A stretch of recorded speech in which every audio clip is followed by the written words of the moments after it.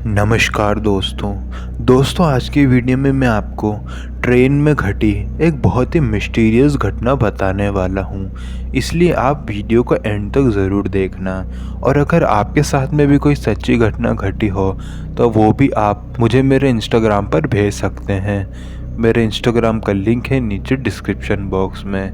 जिस इंसान के साथ में ये घटना घटी है उसका नाम डेव है, और अब आगे की घटना मैं आपको डेव जी के पॉइंट ऑफ व्यू से ही बताऊंगा।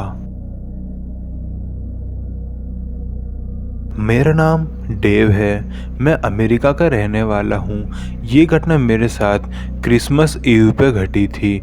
ये घटना है साल 2000 की। उस वक्त मेरी उम्र केवल 15 साल की थी। हमारा पूरा परिवार क्रिसमस बनाने के लिए मेरे मम्मी के मायके गया हुआ था। वहाँ पर मेरा एक भाई और एक बहन मौजूद थे। भाई का नाम एमो था और बहन का नाम क्रिस्टिला था।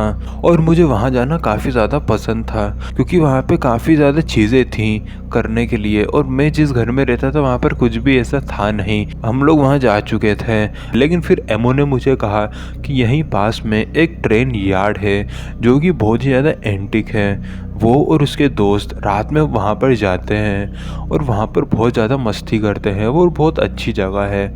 उसने मुझे ये चीज़ बोली। वैसे तो मैं किसी की भी बात पर इतना जल्दी यकीन करता नहीं हूँ, लेकिन उसने मुझे इस तरीके से कन्विंस किया कि मैं वहाँ जाने के लिए तैयार हो गया। उसने ये बात क्रिस्टिला को नहीं बताई थी क्योंकि वो नहीं चाहता था कि क्रिस्टिला उसके साथ में जाए, क्योंकि क्रिस्टिला अपनी मम्मी से ज़्यादा करीब थी। तो और अगर हम वहाँ रात में जाते तो क्रिस्टिला घर वालों को बता सकती थी, इसलिए हमने उसको एक प्लान नहीं बताया। हमने उसी रात को वहाँ पर जाने का प्लान बना रखा था। रात हो चुकी थी, इसलिए मैं और एमो घर से निकल चुके थे उस ट्रेन यार्ड तक जाने के लिए। वो थोड़ा सा दूर था घर के, इसलिए हम लोग साइकिल लेके निकले थे। मैं एमो की साइकिल चला रहा था और एमो क्रिस्टिला की साइकिल चला रहा था। घर से तो हम लोग बड़े चुपचाप से निकले थे क्योंकि अगर किसी को भी पता चल जाता तो वो हमको जाने ही नहीं देते। इसलिए हम लोग घर से तो चुपचाप निकले और आगे जाके धीरे धीरे करके हम लोग नॉर्मल हो गए और फिर ट्रेन यार्ड तक जाने लगे। मुझे साइकिल चलाने में थोड़ी दिक्कत हो रही थी क्योंकि उस जगह पर मैं ज़्यादा रहा नहीं हूँ। खैर करीबन 25 से 30 मिनट की साइकिलिंग में हम लोग उधर ट्रेन यार्ड पर पहुँच गए, और वो ट्रेन यार्ड दिखने में ही काफ़ी ज़्यादा अजीब लग रहा था। वैसे तो वो काफ़ी एंटिक था, लेकिन दिखने में भी काफ़ी ज़्यादा अजीब और डरावना सा लग रहा था। वहाँ पर कोई भी मौजूद नहीं था। एमो ने मुझे बताया था कि वहाँ पर काफ़ी ज़्यादा भीड़ रहती है, लेकिन रात में वो उतना ही ज़्यादा सन्नाटा भी हो जाता है। और यही सेम चीज़ अभी मैं अपनी आंखों के सामने देख रहा था। वहाँ पर थोड़ा बहुत लाइट भी थी, लेकिन ज़्यादातर अंधेरा ही था और एक भी इंसान मुझे नज़र नहीं आ रहा था। हम लोग उस ट्रेन यार्ड के पीछे से अंदर की तरफ घुसे थे। वहाँ पर एक फेंस थी, उस फेन के नीचे से एक थोड़ा सा रास्ता था। तो मैं और एमो उस फेंस के नीचे से घुस गए और अंदर चले गए। हम लोग वहाँ पर घूम रहे थे। एमो मुझे अलग अलग जगहें दिखा रहा था, लेकिन मुझे पता नहीं क्यों अजीब सा लग रहा था, जैसे कि अभी के अभी यहाँ से निकल जाना चाहिए। खैर एमो मुझे बार बार फोर्स कर रहा था दिखाने के लिए, तो मैं उसी जंक्शन के आसपास की चीज़ें देखने लग गया। और फिर एमो ने मुझे कहा कि चलो सामने ये जो ट्रेन खड़ी है हम लोग इसकी बोगी में चलते हैं। वो ट्रेन काफ़ी ज़्यादा पुरानी लग रही थी और काफ़ी ज़्यादा बड़ी भी थी। मैं उसके अंदर जाने से काफ़ी ज़्यादा डर रहा था क्योंकि बाहर तो कम से कम थोड़ी बहुत लाइट थी, लेकिन उस ट्रेन के बोगी के अंदर तो बिल्कुल काला कट अंधेरा ही मौजूद था। लेकिन एमो मुझे फोर्स करके लेके चला गया, और क्योंकि वहाँ पर एक भी इंसान मौजूद नहीं था इसलिए हमारी आवाज़ जो भी हम बोल रहे थे वो एको कर रही थी। और थोड़ा ही दूरी पर सिक्योरिटी गार्ड सिक्योरिटी कर रहे थे, इसलिए हम लोग काफ़ी धीरे और काफ़ी लो वॉल्यूम में बातें कर रहे थे। फिर मैं और एमो उस ट्रेन के अंदर चले गए और वहाँ पे जाके उस ट्रेन को देखने लगे।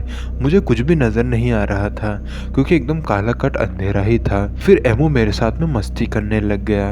वो न जाने कहाँ जाके छुप गया और मुझे वहीं पर छुपे छुपे कह रहा था कि मुझको ढूंढो, फिर ही हम लोग घर जाएंगे। मुझे वहाँ पर काफ़ी ज़्यादा डर लग रहा था, इसलिए मैंने एमो को कहा, एमो चलो जल्दी घर चलते हैं। लेकिन एमो मस्ती के मूड में था, वो वहाँ से जाने का चाहता ही नहीं था। और धीरे धीरे करके मैं उसको ढूंढ रहा था।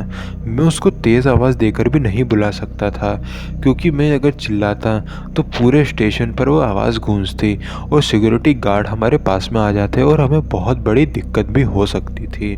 खैर, धीरे धीरे करके उस बोगी में मैं उसको ढूंढ रहा था। वैसे तो मुझे कुछ नज़र नहीं आ रहा था, लेकिन अगर अंधेरे में हम ज़्यादा देर तक रहें तो हमारी आंखें एडजस्ट हो जाती हैं और थोड़ा थोड़ा हमें दिखने लगता है। इसलिए थोड़ा थोड़ा मुझे दिखने लग गया था और मैं एमओ को ढूंढ ही रहा था। और तभी उस बोगी के एंड पर मुझे एमओ खड़ा हुआ नज़र आया। वो मेरी तरफ मुँह करके नहीं, बल्कि दूसरी तरफ मुँह करके खड़ा हुआ था। मैं उसके पास में धीरे धीरे गया और मैंने उसके कंधे पर हाथ रखा और उसको अपनी तरफ पलटाया। और जैसे ही वो मेरी तरफ पलटा तो मैंने देखा कि वो है तो एमओ ही, लेकिन उसका मुंह पूरी तरीके से बदल चुका था। उसकी आंखों से कुछ अजीब सा पदार्थ लटक रहा था। उसकी आंखें पूरी तरीके से लाल हो गई थी और उसका मुंह भी उल्टा हो चुका था। वो नज़ारा मेरी लाइफ का सबसे खौफनाक नज़ारा था। उसको देखते ही मैं इतनी ज़ोर से चिल्लाया जितना मैं अपने लाइफ में कभी भी नहीं चिल्लाया था। मैं बहुत ज़ोर से चिल्लाया और ज़मीन पर गिर गया। मेरा सर भी न जाने किस चीज़ से जाके टकरा गया था, मुझे ये भी नहीं पता। मेरे सर पे काफ़ी ज़्यादा चोट आई और मैं अभी भी देख सकता था कि वो चीज़ धीरे धीरे करके मेरे पास में आ रही है और क्या पता शायद वो चीज़ मुझे जान से मार भी देती। खैर, मैं जोर से चिल्ला रहा था। एमओ मेरे पास भागते हुए आया, उसने मुझे उठाया और मैंने उसको रास्ते में सारी चीज़ें बताई, लेकिन उसने कहा कि तुम चुप रहो, हमें जल्द से जल्द यहाँ से निकलना होगा। क्योंकि सिक्योरिटी गार्ड वाले भी ये आवाज़ सुन चुके थे, क्योंकि वह आवाज़ पूरे स्टेशन पर गूंजी थी और सिक्योरिटी गार्ड वाले बहुत तेज़ी से भागते हुए हमारे पास में ही आ रहे थे। और अगर हम पकड़े जाते तो बहुत बड़ी दिक्कत हो जाती और एमओ को क्या पता बहुत ज़्यादा डांट भी सुनने को मिलती। इसलिए वो जल्दबाजी में मुझे वहाँ से निकालने में लग गया और हम लोग जैसे तैसे करके उस फेंसिंग के नीचे से निकल गए। और सिक्योरिटी गार्ड वालों को भी ये पता चल चुका था कि यहाँ पर कोई तो आया है, और अगर आया है तो पीछे की फेंस को लांघ कर ही आया होगा। और वो जो सिक्योरिटी गार्ड वाले थे वो काफ़ी ज़्यादा हेल्दी थे, तो वो उस फेंसिंग को लांघ नहीं पाए और हम लोग वहाँ से निकल गए। मैंने रास्ते में उसको सारी चीज़ें बताई और एमओ मेरे ऊपर हंस रहा था और मेरी बात पर बिल्कुल भी बिलीव नहीं कर रहा था। उसने मेरे हाथ से खून निकलता हुआ देखा। फिर वो मुझे घर लेकर गया। हमने घर पे झूठ कहा कि हम लोग सीढ़ी से गिर गए थे। उस वक्त रात के 3 बज रहे थे और फिर एमओ की मम्मी ने मुझे फर्स्ट एड किया। उसके बाद मैं और एमओ दोनों साथ में ही सोए। खैर, फिर उसी वक्त मैंने एमओ को फिर से वो सारी बातें बताई और फिर अब एमओ मेरे ऊपर गुस्सा करने लग गया था, क्योंकि अगर वो सिक्योरिटी गार्ड वाले हमें पकड़ लेते तो शायद एमओ को काफ़ी ज़्यादा दिक्कत हो सकती थी।